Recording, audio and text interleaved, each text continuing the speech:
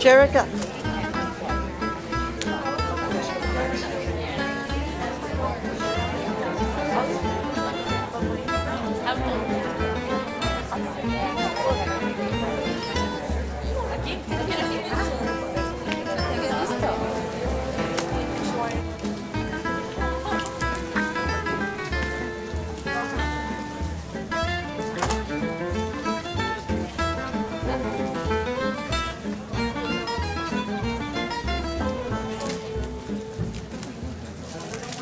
Hello again. We're going to keep this kind of informal while you guys please continue to enjoy lunch. We are having lunch catered by, I want to make sure I get this correct, Morrison Healthcare Food Services. And we thought that we just want to tell you a little bit more about the Alzheimer's Association as a national nonprofit organization and the kinds of services and programs that we provide to family caregivers, as well as professional caregivers, as well as the community, all across the board. And so I just want to go through and share a little bit of that information. I do want to remind everyone to please make sure that before the end of the day, you should have received a white ticket. That is for a raffle drawing. Esther has just shared with us all of the incredible gifts that they have donated. It's a lot, as well as the beautiful centerpieces. We are going to draw for those as well. So there will be a lot of people in the room who will get to leave with some little goodies at the end of the day. So make sure that you do have your white ticket from when you registered this morning. I want to say thank you again to everyone, and thanks to all of our speakers so far. We've made it through the morning, and now we feel like we're in the home stretch. And so just to kind of go through this a little bit, the Alzheimer's Association is the largest voluntary health organization dedicated specifically to ending Alzheimer's disease and helping families and caregivers throughout the entire disease progression. So we have a long 3-part mission statement, and that's what we do every day at the Alzheimer's Association. Our mission is to eliminate Alzheimer's disease through the advancement of research. That was one of the reasons that we brought in Dr. Thies this morning, to give you the latest information really on what's happening not only in the United States but worldwide on research studies. Also, the Alzheimer's Association is the largest contributor to Alzheimer's funding for research other than the federal government. So when we raise money, we're raising it not only to be able to provide our services for family caregivers at no charge, but also we raise it to fund research nationally and worldwide. To provide an enhanced care and support for all affected, we have Belinda and I. She's going to be speaking in just a minute. We're based out of the San Antonio physical office of the Alzheimer's Association, but our office and our chapter territory covers all of South Texas. And we have had families who've been involved with our organization for years and years and years. We just recently had a gentleman whose wife had the disease for 19 years.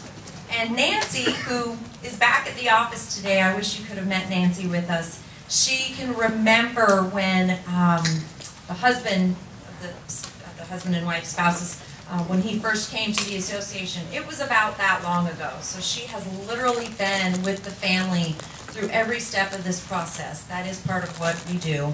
And then also the third part, to reduce the risk of dementia through the promotion of brain health. Thought it was very informative, again, what Dr. Thies was talking about, that as of yet, we can't use the P word.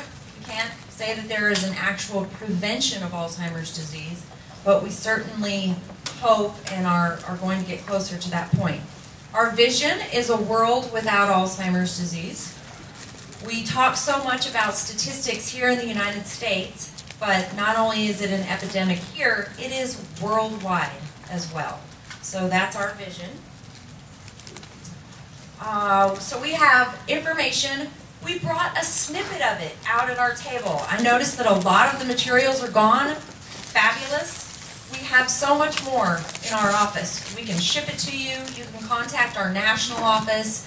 We have things in English, Spanish, other languages as well, on just about every topic that you can think of related to Alzheimer's disease and any of the other dementias. So we have a lot of information, a lot of education, and support for, again, not only family caregivers, but everyone in the professional realm of taking care of someone with this disease as well. So I hope you've had a chance to stop by our table. First and foremost, we want you to know that we are available 24/7, 365 days a year. On every one of our brochures is our 800 number. That's our help, technically it's called our helpline. And what happens is if you call during the daytime, you will get linked to the chapter office that's closest to you. If you call after hours, Christmas Day, weekends, the middle of the night, we get helpline calls at 3 in the morning. You can call at any time. You can identify yourself or not if you want to keep it completely confidential. But there is no silly question. There is no bad question. You can ask questions. You can vent. A lot of families literally will call just to find out that there's someone on the line that very much understands what they're going through and can help them with, when someone calls and says, you know, my mom hasn't bathed in a week and a half and I'm pulling my hair out, what do I do? We have all kinds of caregiver tips that we share with families, and all of that runs through our helpline. So even if we are not physically right here with you, we are available to anywhere, anytime by phone. And through that, we do talk about treatments, clinical trials. One of the things Dr. Thies was talking about was the importance of trial match, which we kind of joke that at the Alzheimer's Association, we don't have a dating matching service, but we have a matching service for people who want to learn about research.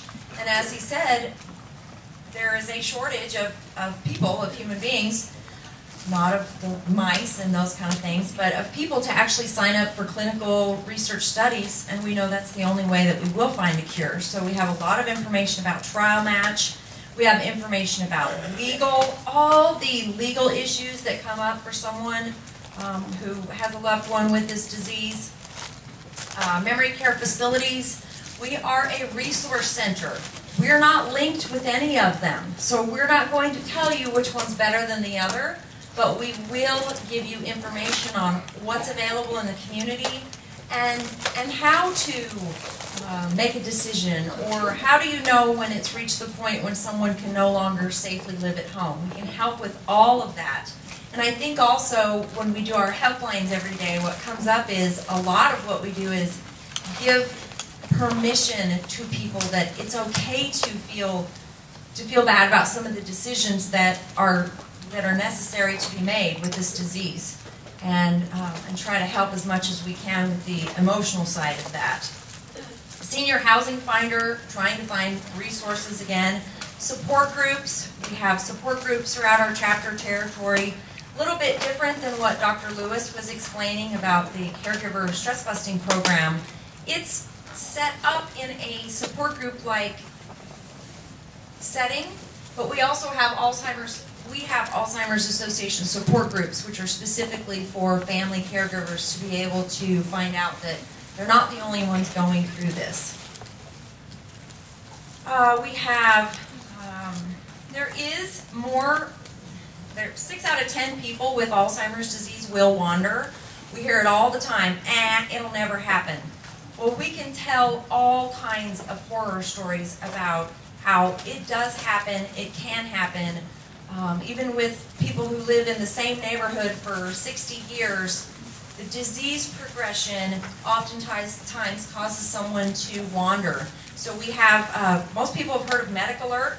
Well, our program joined with MedAlert, and it's called MedAlert Safe Return, and it's getting people registered into a database so that if they wander, you immediately turn it in, and a whole set of processes go in place to try to find someone. It's also identification that they keep on, they can't take it off, so that they do have that identification if they do wander and someone finds them and they're often not able to say where they're going or where they're coming from. They always have this registration that they have on.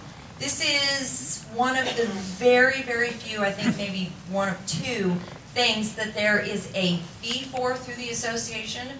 But I can tell you, in our area up in more central Texas, the AAA helps us, and I can assure you, we would never turn anyone away from getting them registered into Safe Return Medical Alert if they were not able to financially do so. It's a pretty small fee to get someone registered to be in this program, and we highly, highly recommend it because it only takes once.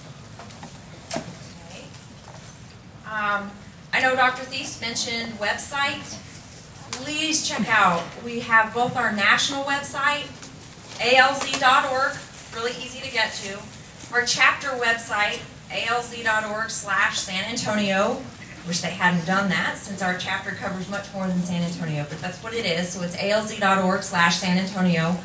When we get calls through the helpline, we can refer them to the website. There's a lot of information. We do keep updated resources on our website. The national website is loaded with resources. You could put any word in that search box and it would give you information on, again, no question is too silly. So website information, really important.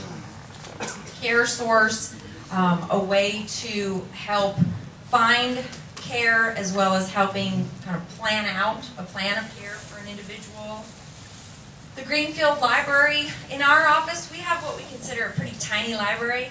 At our national office up in Chicago, they have a massive library. Again, on every topic you could possibly imagine. A lot of people like to get their information that way through journals or magazines or books, etc. Those items can be checked out. If we get questions that are asked and we don't know the answer, we'll either call our helpline or we'll call the Greenfield Library. Advocacy. I'm super, super thankful that Marie, who's been at our table all morning, has been asking everyone in the room to be an advocate for people with Alzheimer's disease. I feel like by spending your day here with us, you already are. We just want you to make it official. This information that we collect, it doesn't go into our donor database. You're not going to be getting letters from us asking for donations, although of course we appreciate that as well. This is our advocacy database, and it's really important when we are asking government to vote on something like NAPA and put it into law, or when something very specifically comes up that we think would be not beneficial to our cause. We also need advocates. So wholeheartedly hope you will stop by, fill out this postcard, peel off the sticker, wear it all day. I've seen many, many of you who have the sticker on that basically says One Voice, Alzheimer's Association. So I really encourage all of you to sign up and help us advocate for change. There's more information about our advocacy. We also do a lot of training on for professional healthcare. Professional healthcare providers, we can give them the latest information on all kinds of best practices in the day-to-day care of individuals. Training on quality care in residential settings as well as adult day care. We've talked a lot about Alzheimer's research and what you can do. Please grab at the very least one of our brochures so you always have our helpline number. Please help us to advocate for more information, more education, and really letting our elected officials know that this is a priority, that this is a disease that affects all of us. Volunteers, we always need volunteers. At the end of today, we're going to very much thank our committee of volunteers who helped us plan this. Participate in Walk to End Alzheimer's. So I'm going to turn it over to Belinda.